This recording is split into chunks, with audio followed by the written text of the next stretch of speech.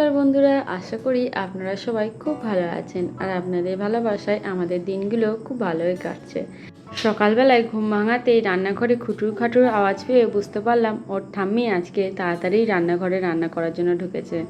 সেই জন্য আজকে আর ওর ঠাম্মির কাছে রেখে আসিনি, পাকুমকে সাথে করেই ওপরে এলাম পুজো সারবো। রবিবারে এই প্রেশার মাপার মেশিনটা জেঠিমার কাছ থেকে নিয়ে এসেছিলাম, আর দিয়ে আসা হয়নি।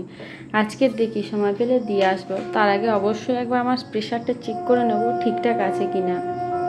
জানেন তো, এই বাড়ির কাছে স্টেশন হওয়াটা যেমন সুবিধার, যে কোনো সময়তেই ছুটে হেঁটে ট্রেন পাওয়া যায়, বা ট্রেনের 5 মিনিট আগে পৌঁছালেও অসুবিধা হবে না। কিন্তু এটা একটা প্রবলেমও আছে, আমি যখনই কোনো সময় ভিডিও করতে যাই তখনই ওই প্যাঁ পোঁ করে ট্রেনের হর্নগুলো বাজতে থাকে। এই যে সকালবেলায় রান্নাঘরের আওয়াজ পেয়ে বুঝতে পেরেছিলাম ভালো কিছু জলখাবার হতে চলেছে। আজকে করেছে যে পরোটা, সাথে কুমড়ো আলুর একটা তরকারি আর আম।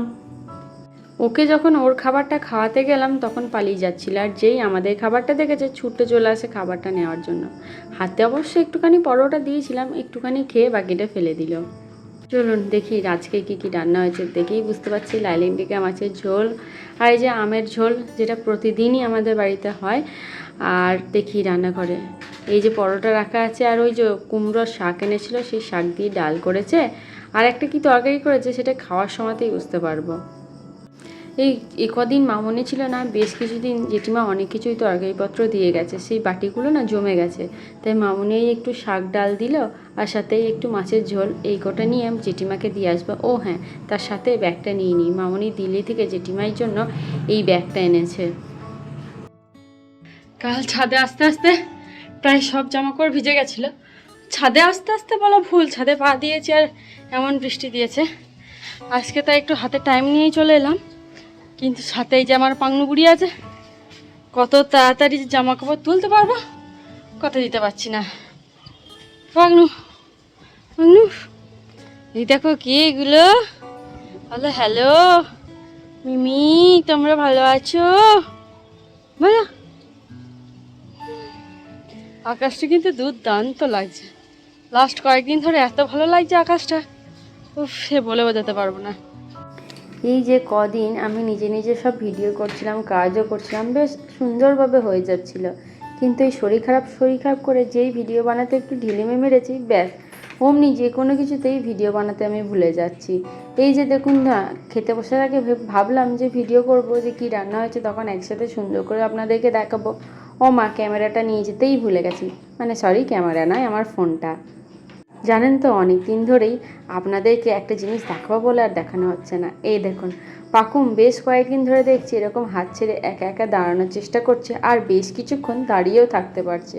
কিন্তু এমন কপাল, ও যখনই এরকম দাঁড়ায় তখন আর আমার কাছে ফোনটা থাকে না, বা যখনই ফোনটা অন করতে যাই ততক্ষণেও বসে পড়ে, আর দেখানো হয় না। আজকে এর ভগবানের কৃপায় সেই সুযোগটা আমার হয়েছে।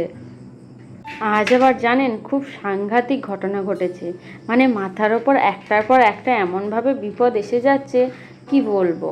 আজকেই যেমন একটা অনেক বড় দুর্ঘটনা হতে পারতো, কিন্তু সেখান থেকে রেহাই পেলাম। এই যে আমাদের নিচের খাটের আর দেয়ালের মাঝখানে একটা গ্যাপ ছিল, ওই গ্যাপে ওর দাদু একটা কাঠের পাটা নিয়ে এসে লাগিয়ে দিল। আজকের দুপুরেই ওর ঠাকুমার কাছে বসে বসে ও খেলা করছিল, সে সময় খেলতে খেলতে ও না ওই ফাঁকে পড়ে গেছিলো জানেন। কিন্তু ভগবানের এমন কৃপা, ও এমনভাবে পড়েছে, ওর পাটা নিচে আগে পড়েছে আর মাথাটা উপরের দিকেই ছিল। তারপরে পড়ে গিয়ে ওর ঠাকুমাকে ডাকছে, তখন ওর ঠাকুমা খেয়াল করেছে। আসলে সারাদিন তো ঠাকুমা অনেক খাটাখাটনি করে, দুপুরের টাইমটা না একটু চোখটা লেগে গেছিলো, আর ও ওই সময়টুকুর মধ্যে ওই রকম কাণ্ড করবে ঠাকুমা আর বুঝতে পারেনি। যাই হোক, তারপর তো ওর আওয়াজ শুনে ঠাকুমা ওকে দেখে তুললো, কিন্তু ও কাঁদেনি। ওর লাগলেও কাঁদতো। এখন আমাদের সবথেকে বেশি মানে এটা ভয় লাগছে, ভাগ্যিস ওর পাটা আগে পড়েছিল। একবার ভাবুন তো, যদি কোনো কারণবশত ওর মাথাটা আগে পড়তো ওইটুকু জায়গার মধ্যে, তাহলে কেমন ঘাড় গুঁজরে পড়তো। হয় ওর মাথায় লাগতো, নয়তো ওর ঘাড়ে লাগতো। সত্যি আজ আপনাদের আশীর্বাদ আর ভগবানের কৃপা আছে বলেই একটার পর একটা বিপদ আমরা এভাবে কাটিয়ে উঠতে পারছি। এই কটা দিন আমার মা ছিল পুরোপুরি পাকুম ওর দিদার কাছে থাকতো বলে আমি দিনের বেলা সব কাজগুলো সুন্দরভাবে সেরে নিতে পারছিলাম, কিন্তু এখন তো পাকুম পুরোপুরি আমার কাছে, তাই দিনের বেলায় ঠাকুমাকে আর সেরকমভাবে আমি হেল্প করতে পারি না।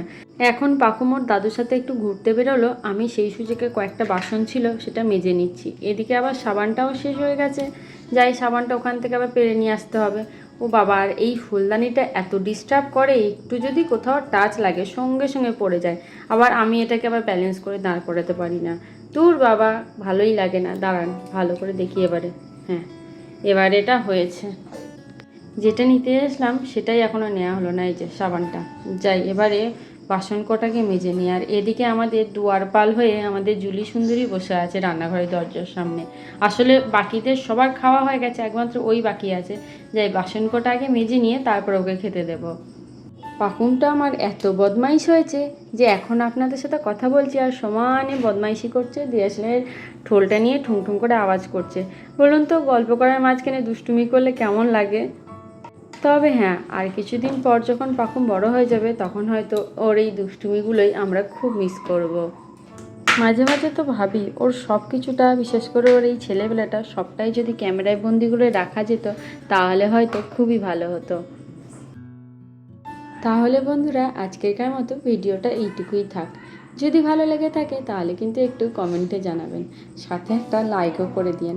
আর আমাদের চ্যানেলে যদি প্রথম এসে থাকেন, আমাদের চ্যানেলটা সাবস্ক্রাইব করে আমাদের পাশে থাকার একান্ত অনুরোধ রইল।